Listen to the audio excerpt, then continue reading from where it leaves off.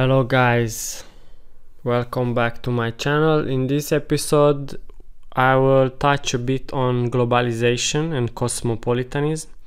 We will start with the graph that you see here, changes in globalization over time. As you can see, between 1972 and 2005 the graphic moved from no change to the left, which means more globalization.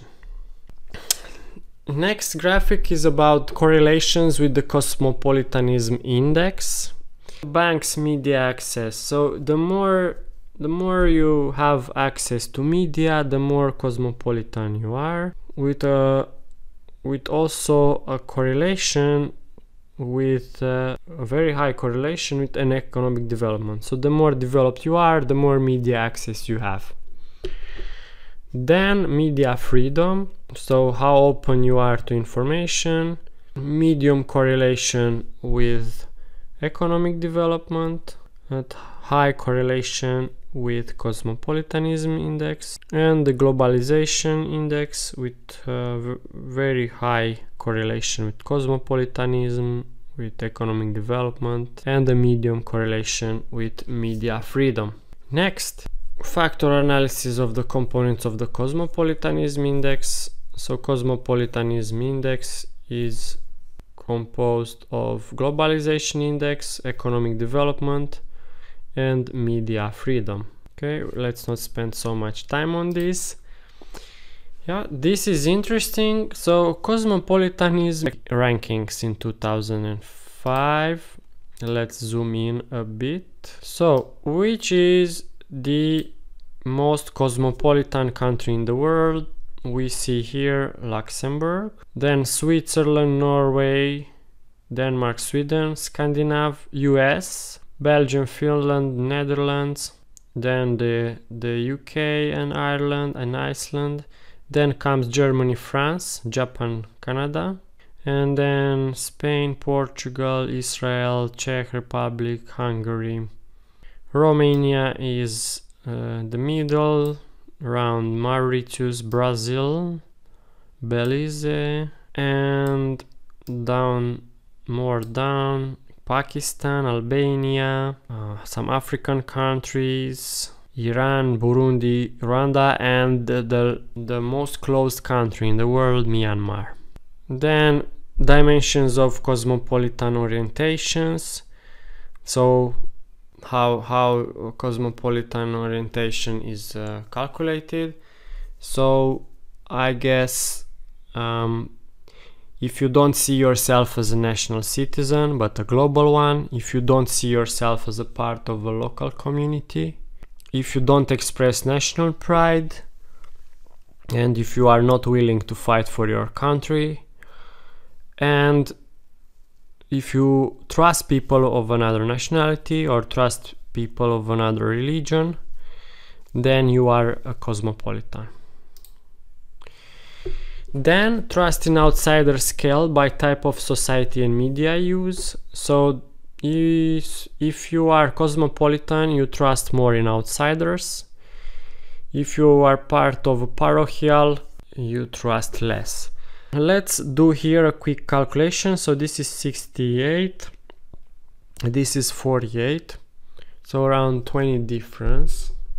So there is a 33%, more than 30% increase in trust in outsiders from the lowest media consumption in a parochial society to the highest media consumption in a cosmopolitan society. So from 48 to 68, 30% increase in trust in outsiders. Next, what explains trust in outsiders? This is a multi-level regression. I'm not sure why it writes here explaining trust in outsiders. This is more like age on cosmopolitanism, age on globalization index, age on economic development, right? And these are the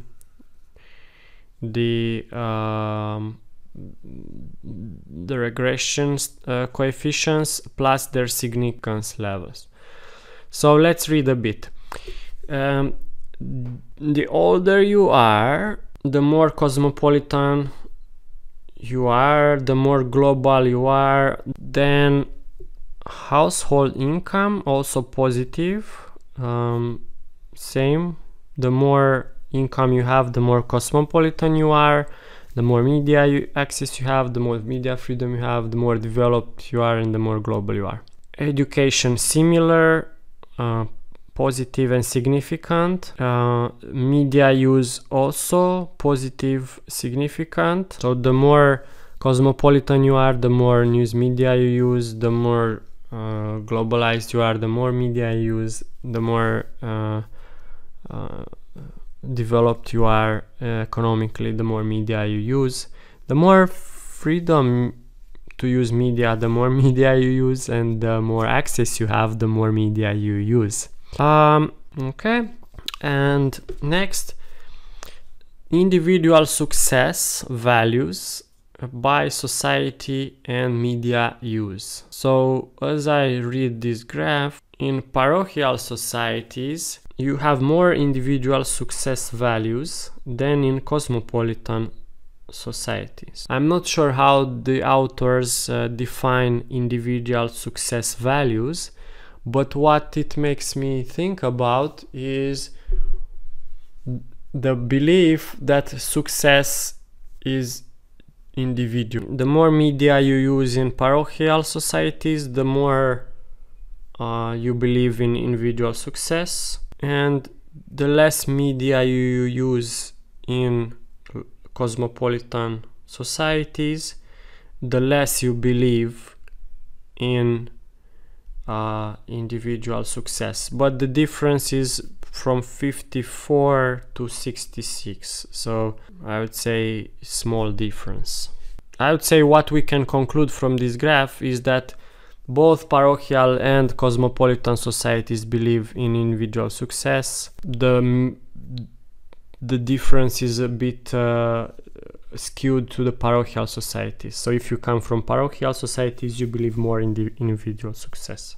And also conservative economic attitudes by type of society and media use is a similar story with individual success. So I guess conservative and individual success are related concepts, which is a bit strange because usually we say individual success values is more related to liberalism than conservatism. And the last slide we can discuss is individual success, individual values by type of society. So the more cosmopolitan you are, the less individual success. The more individual success, the less cosmopolitan. So the countries that have a high individual success scale ranking are Jordan, Ghana, South Africa, Mali. So these are African countries. And then come India, so Asia, Cyprus, Chile, Iran, Rwanda. And the less individual success, Japan, Argentina, Bulgaria, Australia probably, Romania, Uruguay, Norway, US, Finland. Okay, so that was all for today.